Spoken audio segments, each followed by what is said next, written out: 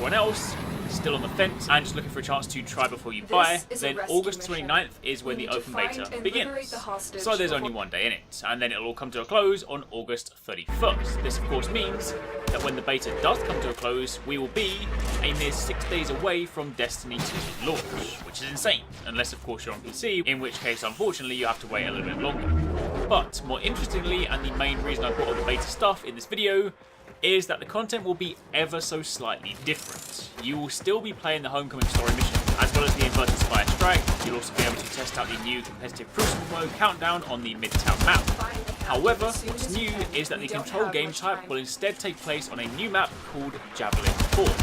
Now it's not clear at this stage whether the map we played on during the console beta will also be present, and this will simply be in rotation, or whether Javelin will be the only control map. Based on the post alone, they didn't list the other ones, so I'm thinking it may well be the case. So on the content front, there is one new thing to experience. However, on top of that, since what we'll be playing will be a slightly different build, there will be some more subtle gameplay tweaks. At the end of the last beta, there was a lot of feedback, especially surrounding things like the super inability economy, the power or lack thereof from our primary and energy weapons, and even the heavy ammo economy. As it just so happens, the beta build we played was already a little dated, and by the time we were diving in, they'd already changed a lot of stuff. But if you have a chance to jump into the PC beta, then some of those changes will be present. To quote the Bungie blog post, they said, the PC beta will also include evidence of some additional tuning of the player experience. We've answered feedback on how often you have access to power ammo or your super abilities. These changes will be subtle. If you're on board for the console beta, see if you can detect them. If this is your first dance with Destiny, be sure to tell us how it feels.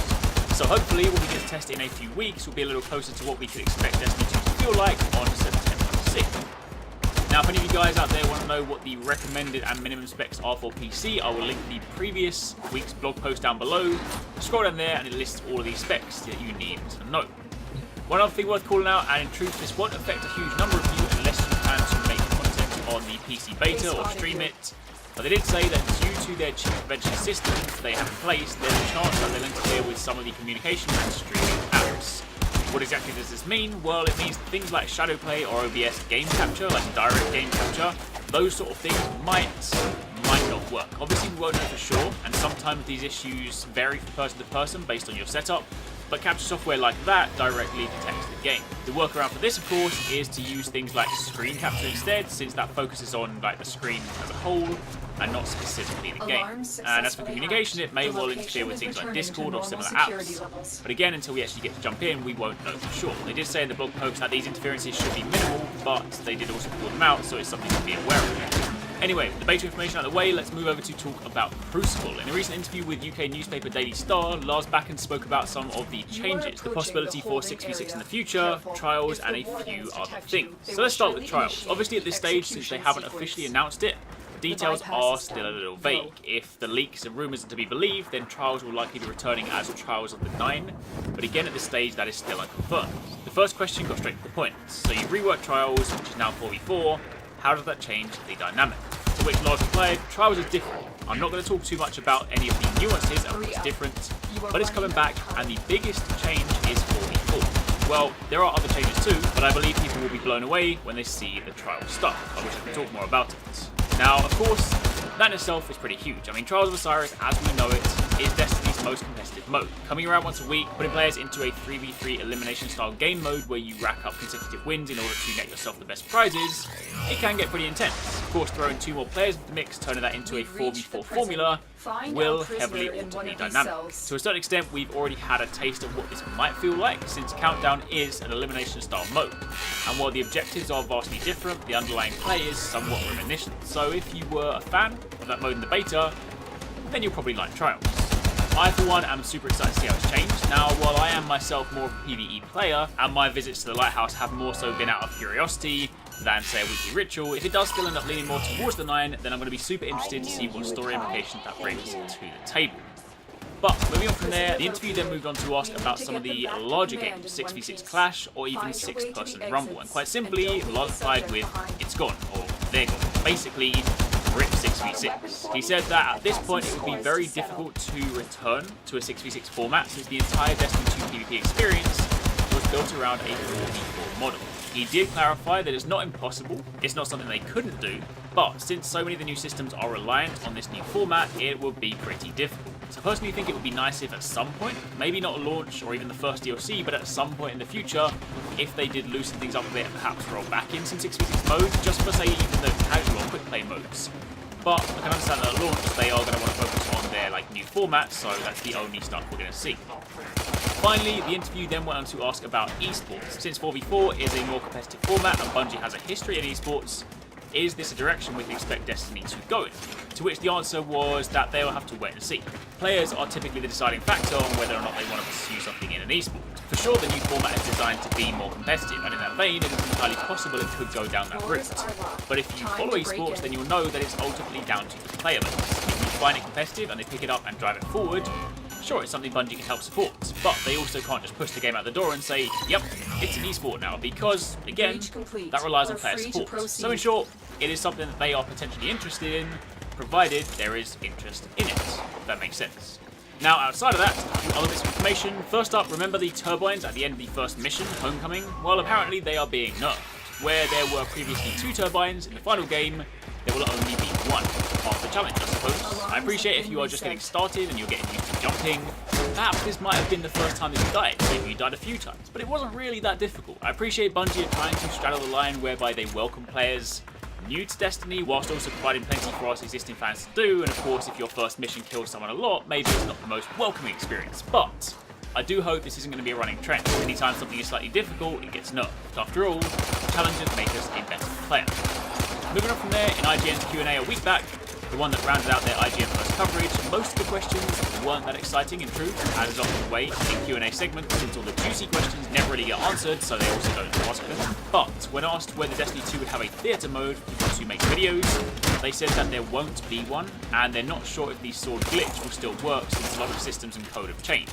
For those of you unfamiliar, the sword glitch is what people use to make machinima-esque videos. You can perform a certain action whilst holding a sword to hide your weapon, giving you a completely clear screen, which is great for making videos. If this isn't present in Destiny 2, however, then things will be a little more challenging. But while they were talking about this, and on the topic of swords, they did say there will be many types of swords. I actually did a video way back when the gameplay was first revealed on some of the new swords that we've seen, so I'll link that down below if you missed it. We've already seen like a knight-looking broadsword, samurai-style katanas, and even more Fallen or Cabal-inspired swords that look like they're constructed out of scrap metal. Swords are probably one of my favourite weapons in Destiny, partly because they also pull you out in third person, which then allows you to see your Guardian in all their glory. So, more of them will definitely be awesome. In fact, different classes even seem to wield them differently, at least based on the footage you've seen. In addition to this, they confirmed that there will not be multi-passenger vehicles, so even those huge tanks we saw in the trailers, despite their size, if they do indeed end up being things we can drive ourselves, it'll for sure only be a one Guardian deal. So there better be multiple, otherwise you're going to have a fireteam battle on your hands. And then finally, to round out the video, just a clarification. If you follow any of the Bungie folk on Twitter, then you likely already saw this, but for the avoidance of doubt, this image cropped up earlier this week on the official Xbox website when they announced their new line of controllers. Reading through it implies that Destiny 2 will have split-screen multiplayer, but very shortly after this, it was taken down and Deej clarified that is not the case. So if you saw this and suddenly thought, sweet, I'm going to be playing split-screen with my buddies, that is not the case. Multiplayer in Destiny will only ever be online, so if you want to party up, you're going to need your own console and not just 2 controllers. So split-screen is not happening. And that, my friends, that's pretty much it. That is a roundup of the most interesting information that surfaced in this past week. We're now a couple of weeks away from Gamescom, so expect there to be some sort of Destiny 2 presence there. Given the proximity to launch, I don't imagine it'll be anything drastically new, but even if we got a new trailer, that could be pretty cool. I think there's a live-action trailer on the way at some point, so perhaps they'll show that soon. But either way, I'll be out there myself, so if there's anything important, I will have you guys covered. Until then, thanks very much for watching, take it easy, catch you next time, peace out.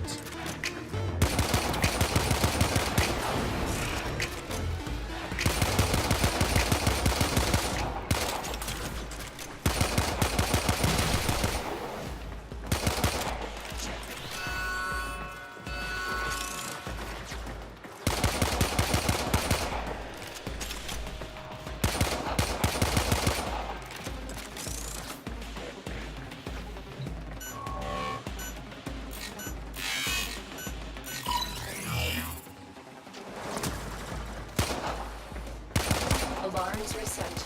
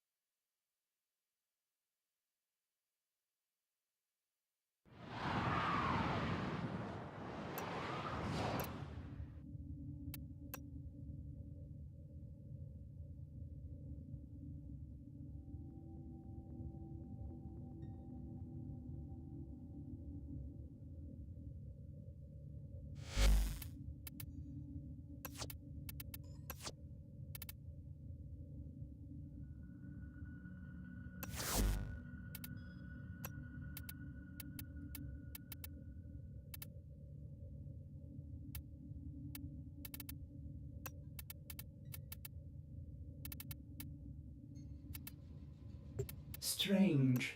Or just did not see the value of those photonic wavelengths until now.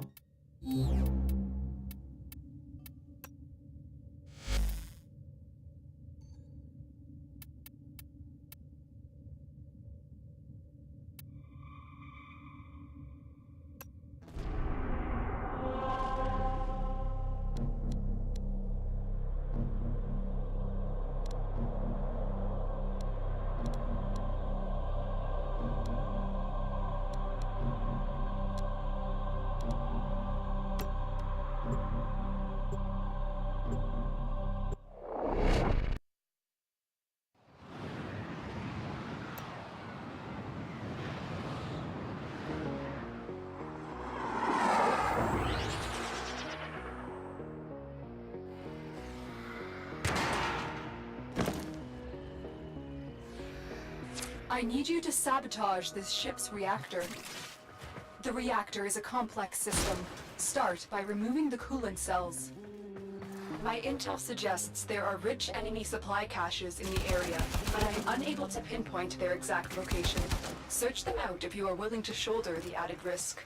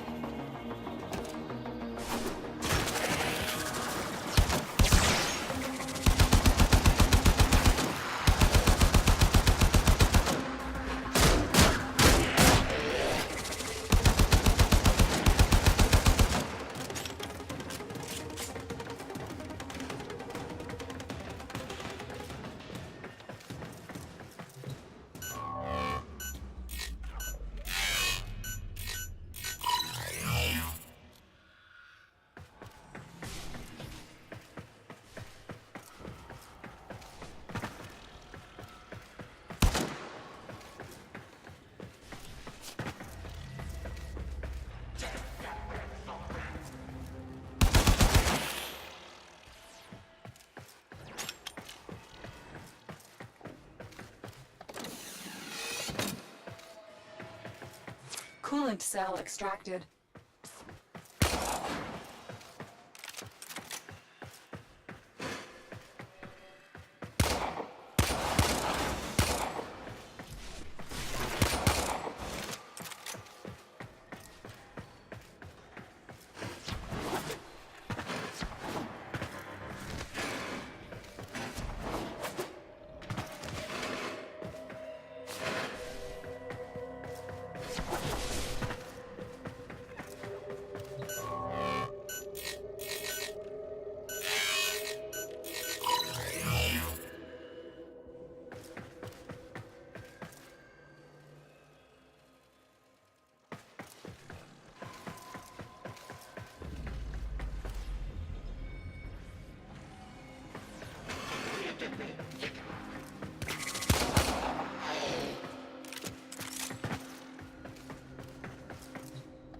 The reactor is going into stasis. Now is your chance to complete this sabotage. Use whatever you can to make sure it never works again. A coolant cell has been extracted.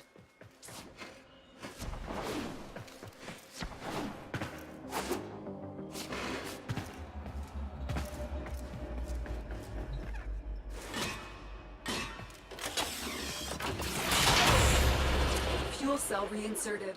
When the reactor is restarted, this will trigger a meltdown.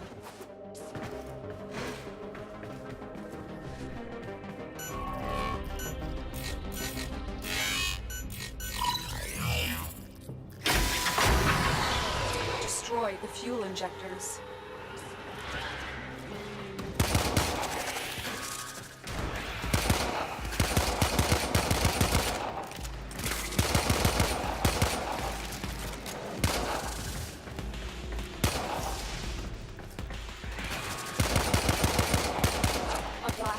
Blocked your evacuation route. Find a way to open it.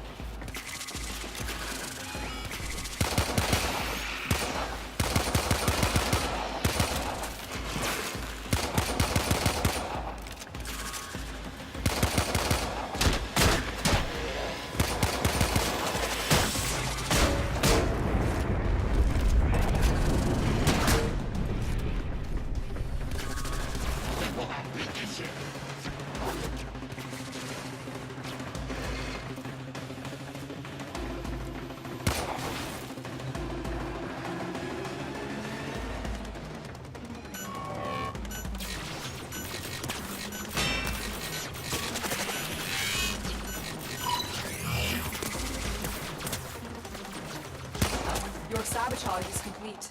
Get to extraction.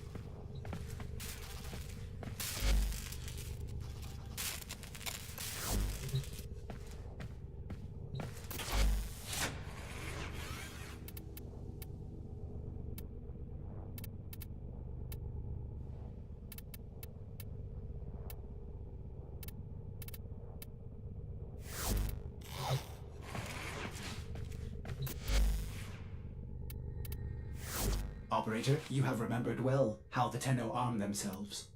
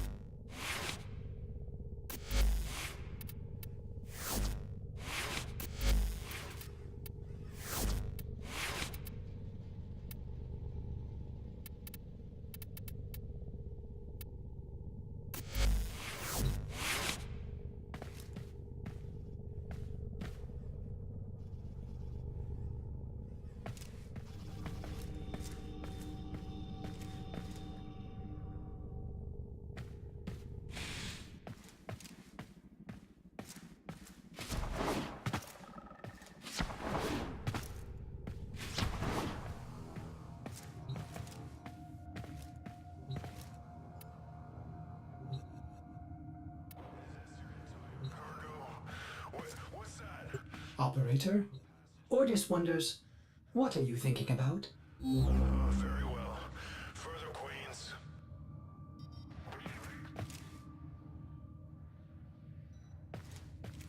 Passage visa exempted.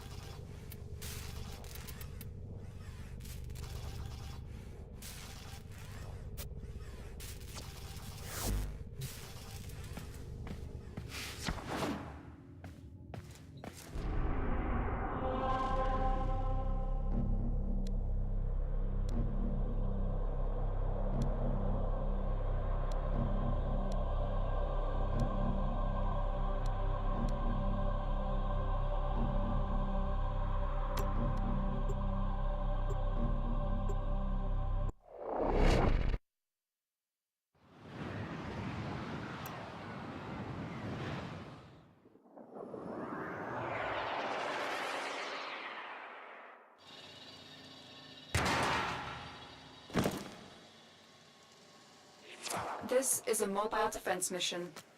You must deliver payloads and defend a number of locations while I break into the network. Be prepared for heavy resistance. I can't do this without you.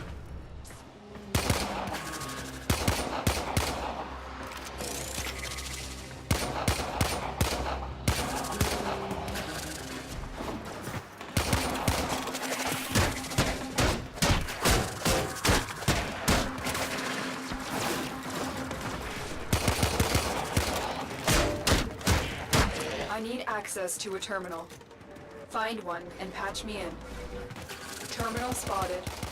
Upload me and prepare to defend.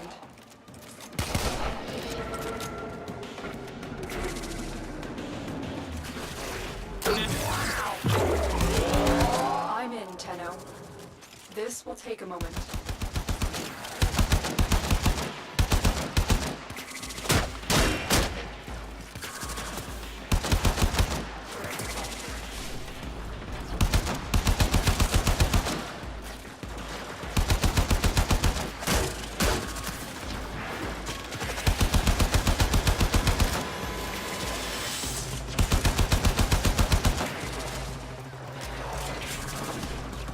Still working on it. Continue to defend.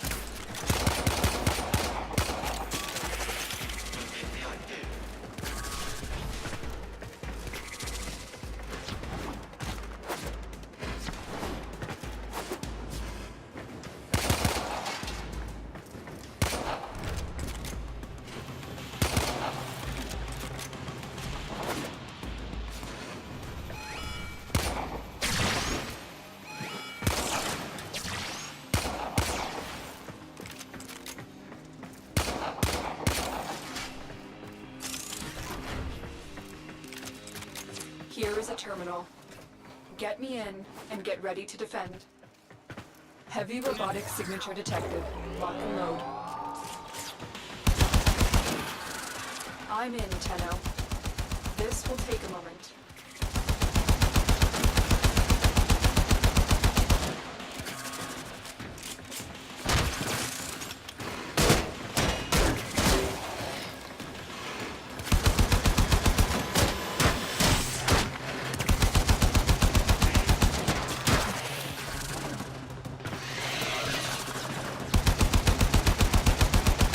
Still working on it. Continue to defend.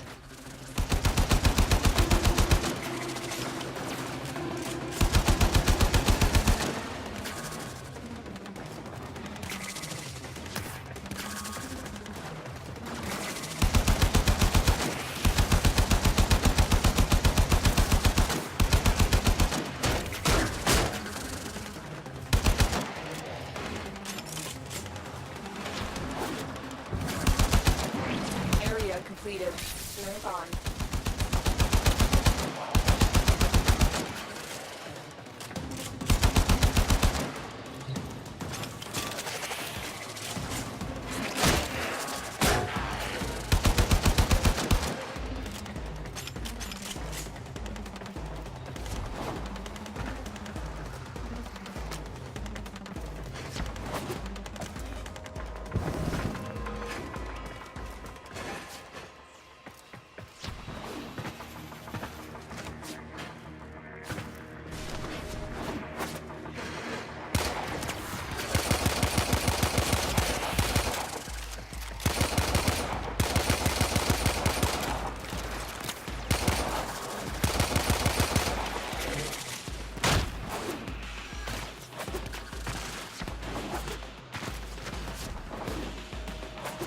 Location reached.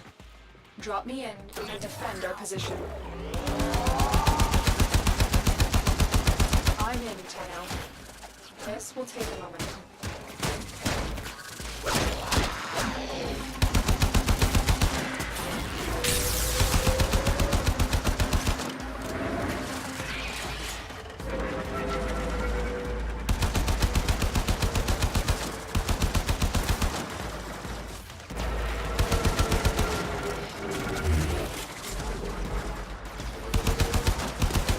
Still working on it.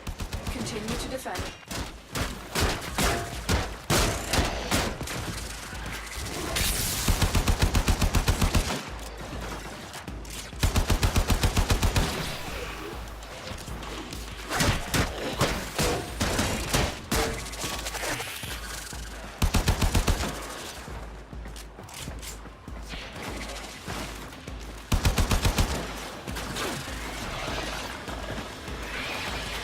The odds were against us, Tenno, but we did it. Mission complete.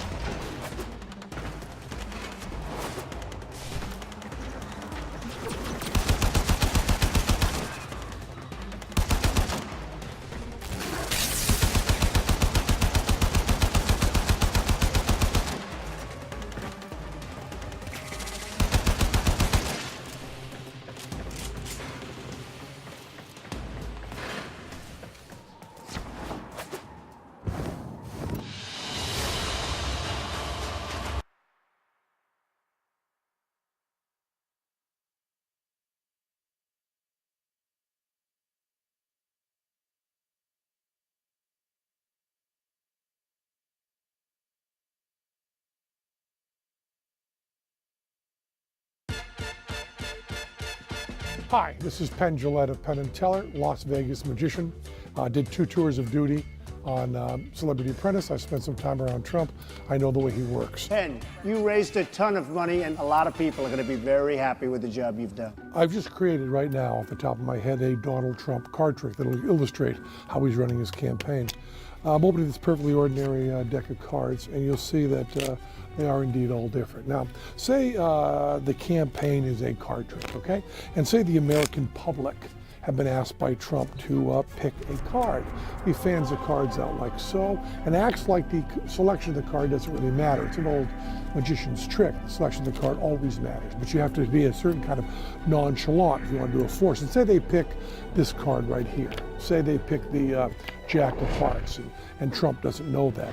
They then take the cards, they put it back into the deck, okay? That's how the campaign starts. Don't forget the Jack of Hearts is somewhere in the middle of the deck. He then gives the cards a shuffle while he's talking. Now, the pattern does not matter. You can say absolutely anything that pops into your head. Let's say, I got a perfectly ordinary deck of cards here, and Mexicans are rapists. Then you shuffle a little bit more, and you say, I still have a perfectly ordinary deck of cards here, and no Muslims come to our country. The First Amendment is essentially obliterated. Then he gives him another little shuffle and puts in a little bit more misdirection. Shoot somebody, and I wouldn't lose any blood coming out of her. Lee Harvey Oswald. I don't remember. Saying stuff like soldiers who've died in battle, their parents got not attacking either. Probably maybe she wasn't allowed to have anything to say, you tell me. When election time comes, after all this misdirection, all this shuffling, all the handling of the cards, he then has the card on top. And clean-handed and just like this, he produces the card and says, is this your card? And it's the 6 of cards, not the Jack of cards. Because he's an idiot. He would never get it right.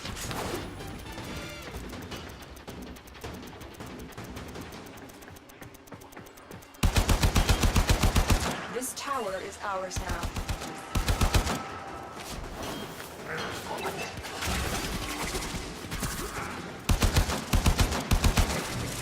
The enemy has taken the tower. You must recapture it.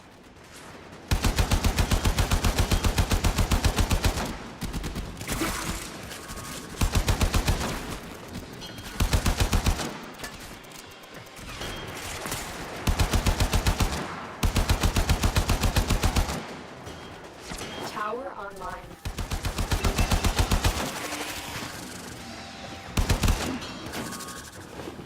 The enemy have captured a tower.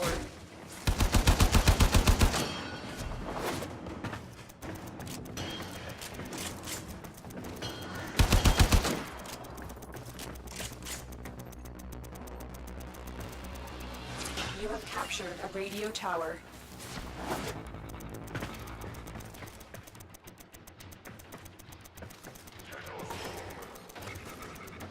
We have lost control of a tower. Tower captured. Beginning stream decode now.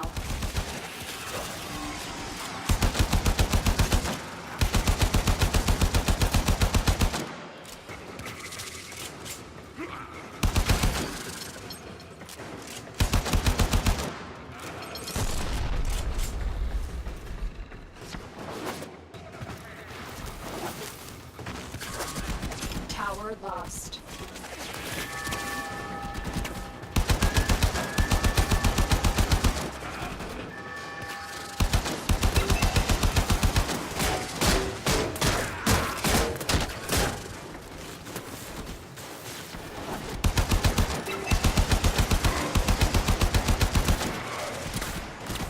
The enemy is dominating. You must capture a tower, and quickly.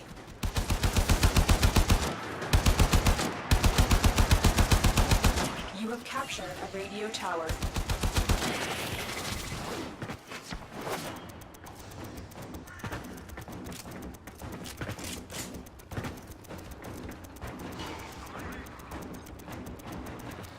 This tower is ours now.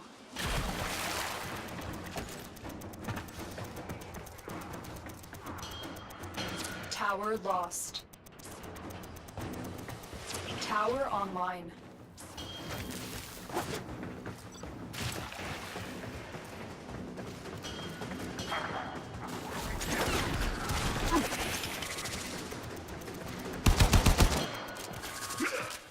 The enemy has captured a tower. Tower online.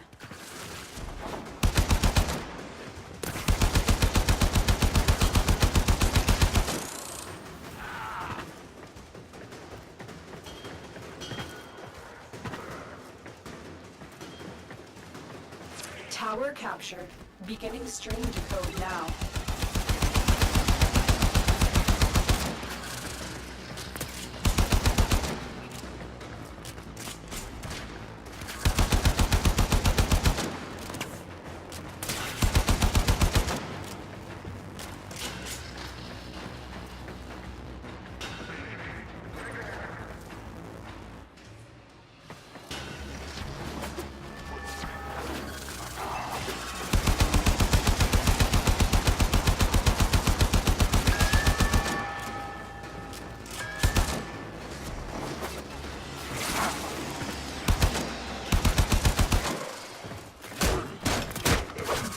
The enemy have taken a tower.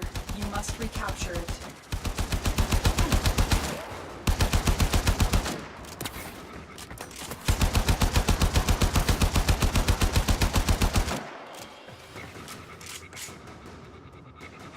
This tower is ours now.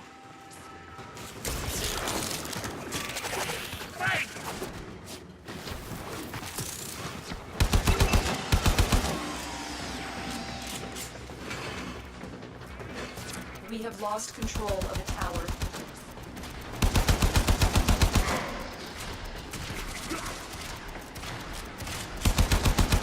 You have captured a radio tower.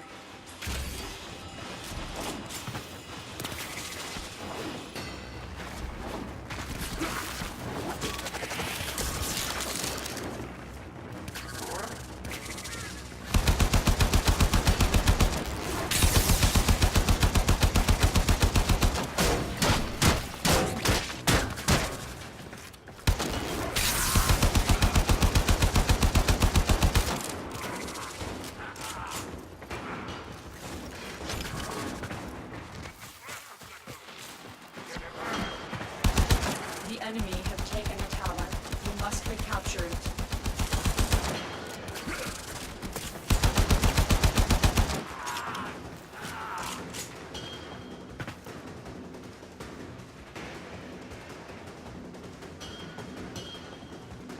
This tower is ours now.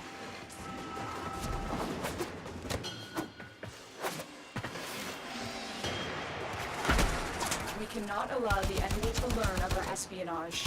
Eliminate the remaining enemy personnel.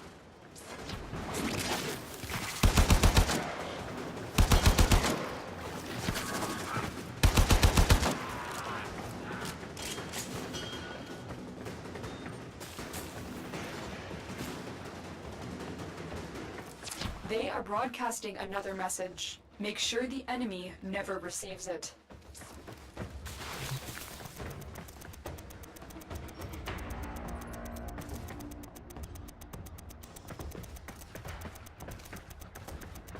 Tower online.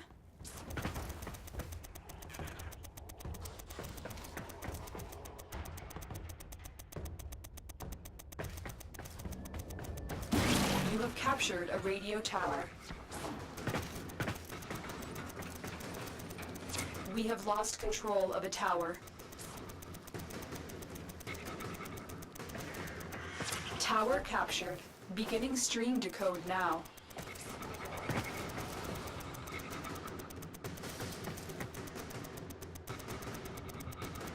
Tower lost. This tower is ours now.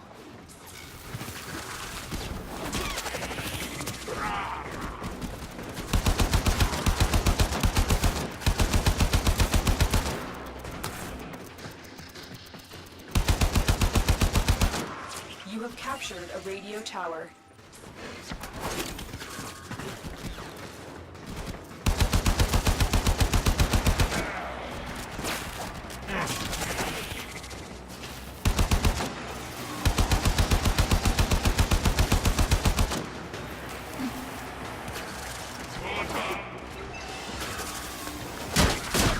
The enemy have captured a tower.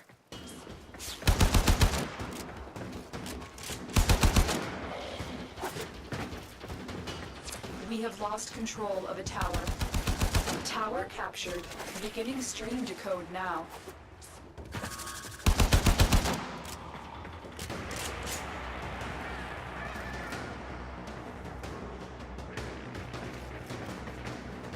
Tower online.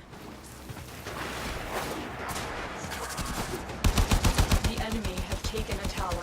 We must recapture it.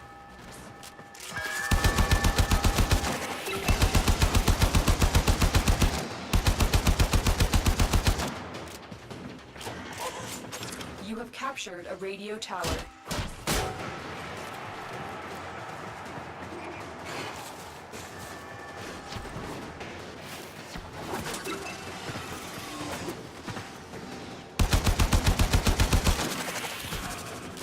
The enemy have captured a tower.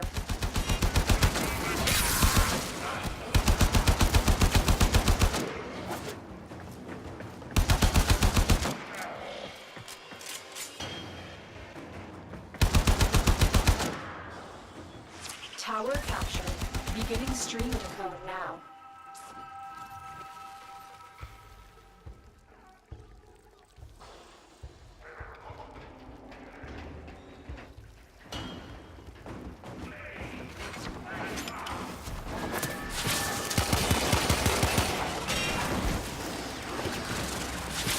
Tower lost.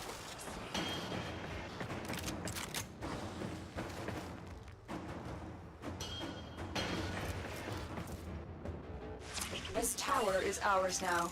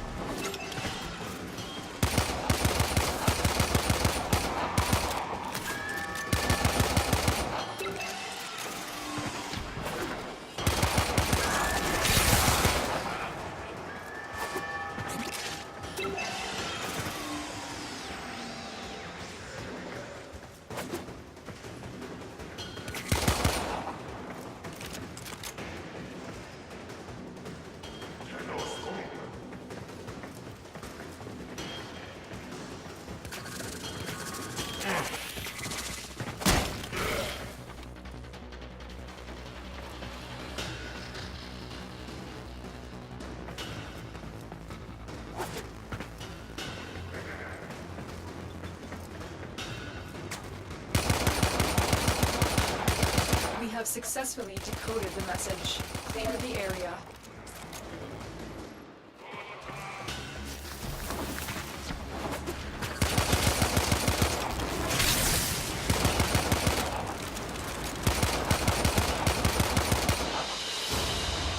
Good work today. Not only have we decoded the enemy transmissions, we have also disrupted their communications.